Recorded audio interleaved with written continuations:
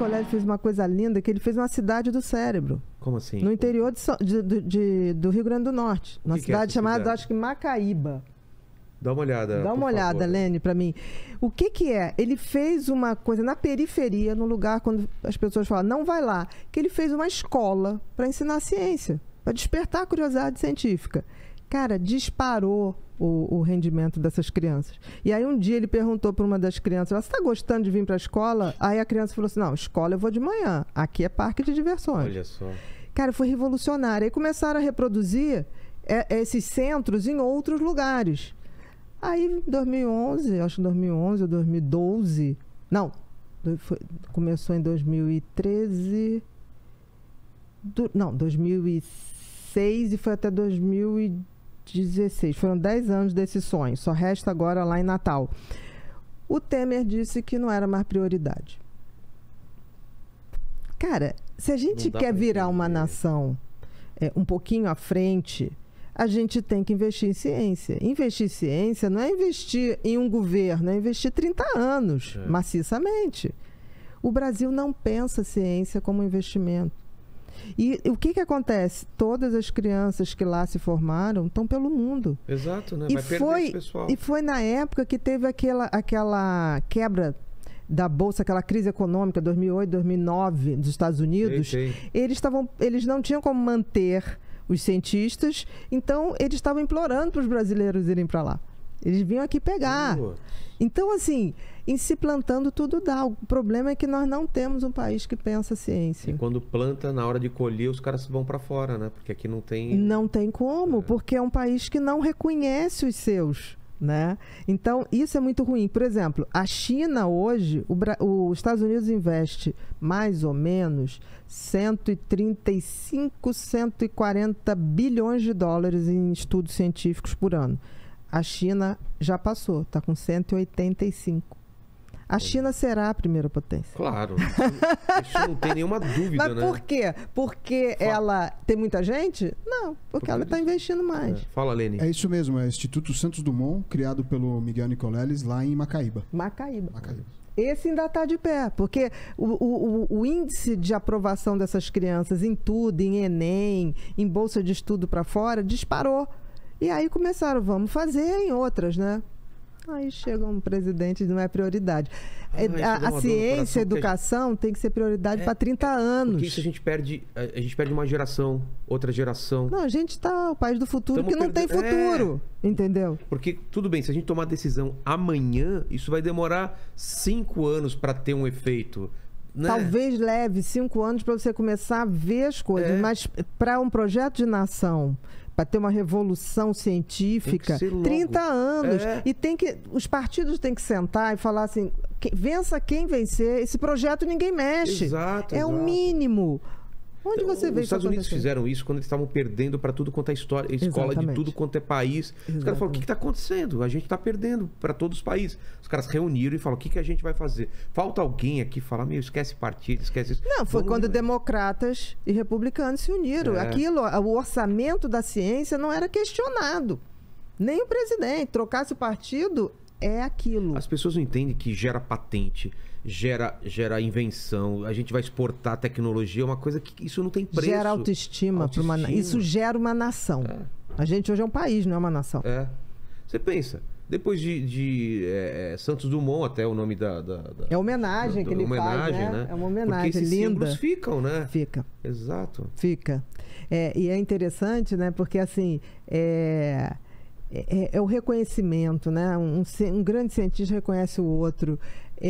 Quando eu li esse livro do Miguel Nicoleles, que eu lembrei quando eu vi a primeira vez dessa coisa, interação máquina e cérebro, não me lembro o nome do livro, mas já tem bastante tempo que eu li, acho que eu li em 2009 ou 2010. Cara, eu fiquei tão deslumbrada, que eu falei assim, cara, ele é brasileiro.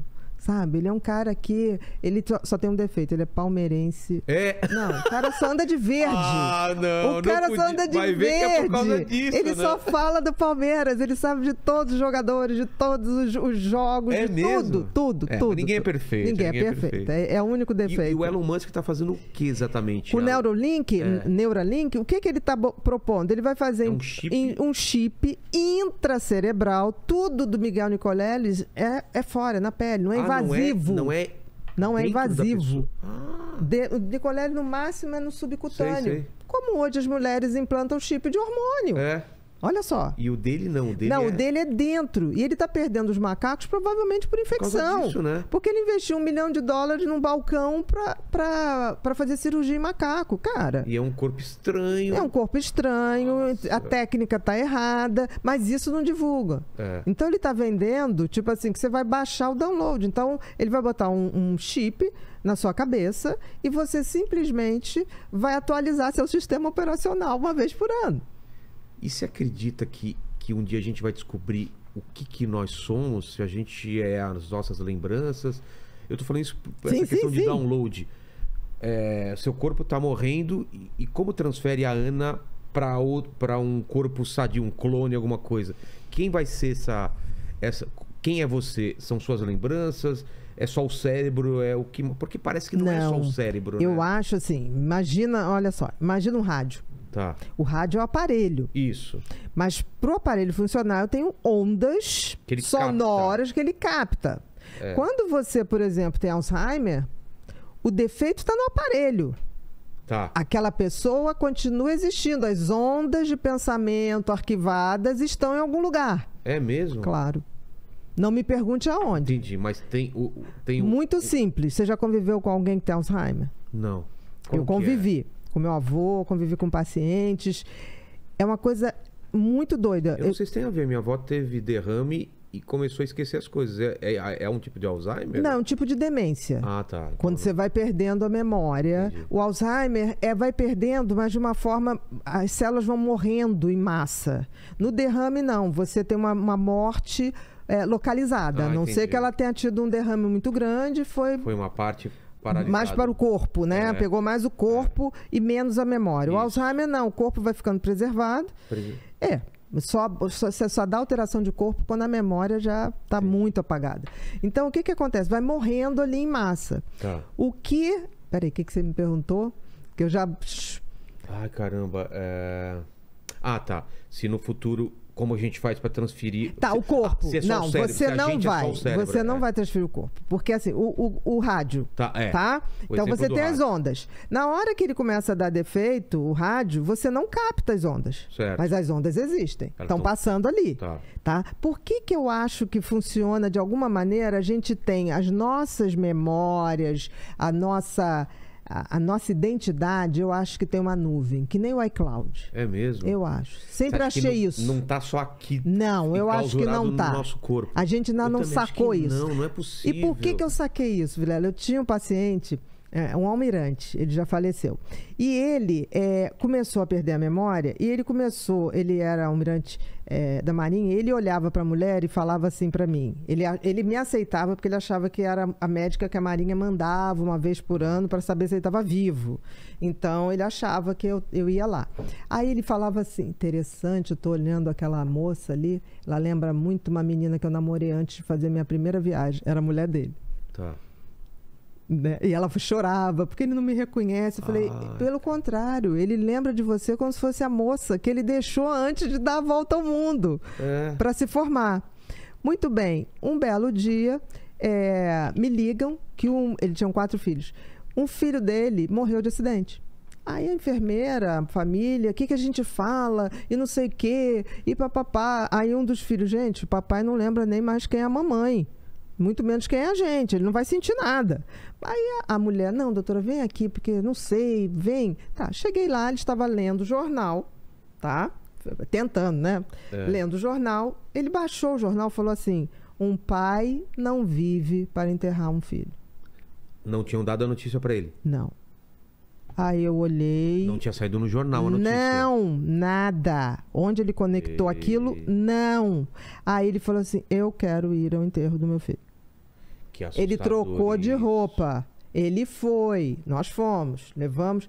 Ele foi, chegou lá, ele chorou, se despediu, sentou na cadeirinha do lado do caixão. Daqui a 1 hora ele falou assim: o que eu estou fazendo aqui? Olha só. Me levem de volta para Copacabana. Copacabana para ele era a casa dele, não era o bairro. Me levem de volta para Copacabana, que ele queria dizer Toneleiros. Entendeu? E muitos pacientes de Alzheimer que eu tratei, eles tinham horas que eles reconectavam, olha que interessante, e depois desconectavam.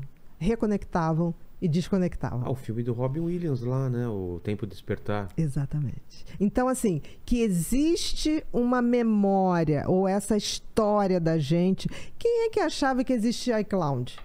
Se alguém há 20 anos falasse assim, Bia, você vai guardar os seus arquivos numa nuvem. Tá aí. E eu costumo dizer... Uma coisa muito louca isso. O defeito é no aparelho. Imagina o seguinte...